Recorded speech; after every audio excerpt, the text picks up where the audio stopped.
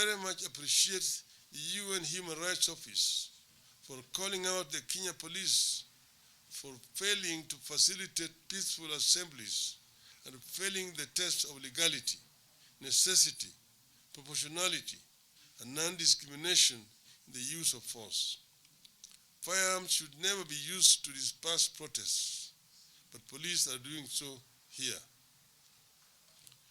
Which is why we are currently assembling more evidence, which we will shortly present to the International Criminal Court with an appeal to the court to open a file on state-sanctioned police atrocities in Kenya.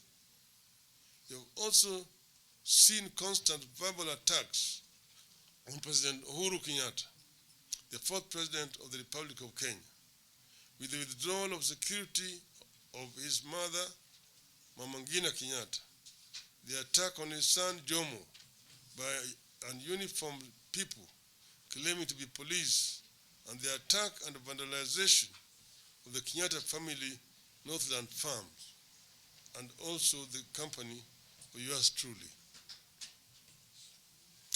These developments are alien to this country.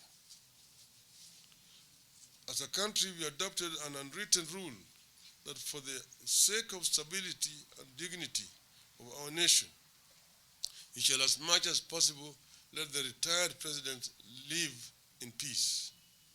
We left President Moi and President Kibaki in peace. We appreciate the good they did and learn from their mistakes. This is pretty much the case in virtually all countries, unless a retired president is actively involved in undermining the state. The developments here are therefore very worrying. I fear for my country. I have lived in a dictatorship before. I fear a new dictatorship is taking roots here, and our work is cut out for us.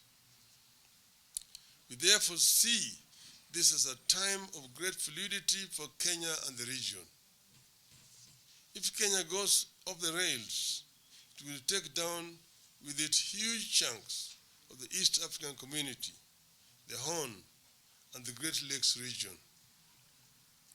We feel it is important to keep the world well informed of these developments. We need the understanding of the world in our endeavors to ensure a peaceful and prosperous future in this region. We have long prided ourselves as the buffer for democracy, the anchor state, and the biggest economy in this region. These features are under serious threat. Because of high taxes, weak currency, high cost of power, corruption, and nepotism, investors are fleeing and our currency is forever falling. Ethnic division and tensions are building up, especially after the regime declared that the country is a company limited by shares, pegged on how one voted. That policy is actually being implemented, which is why only one ethnic community is being hired to strategic positions in the public service. That's why we are prosecuting the need for inclusivity. As things stand, I fear we are marching down a very slippery path. Even on matters in which we were absolutely clear and they were seen to be providing leadership, we are beginning to fumble and send mixed signals. Take the case of climate change. Kenya has been a clear leader here, investing in clean green growth and raising forest cover. Now the country is busy clearing its forests, while at the same time hosting climate change negotiations and accusing the international community of failing to provide funds to mitigate climate change. On matters of critical significance to global community like the climate change, food security, and Russia-Ukraine war, we have become entirely transactional no ideology, no policy, just transactions. As a country, we are paying a steep price for the Russia-Ukraine war.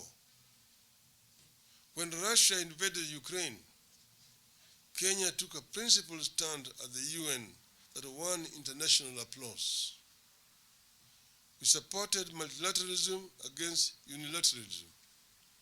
We rejected expansionist tendencies and the use of force in settling disputes. We also rejected any new forms of domination and oppression.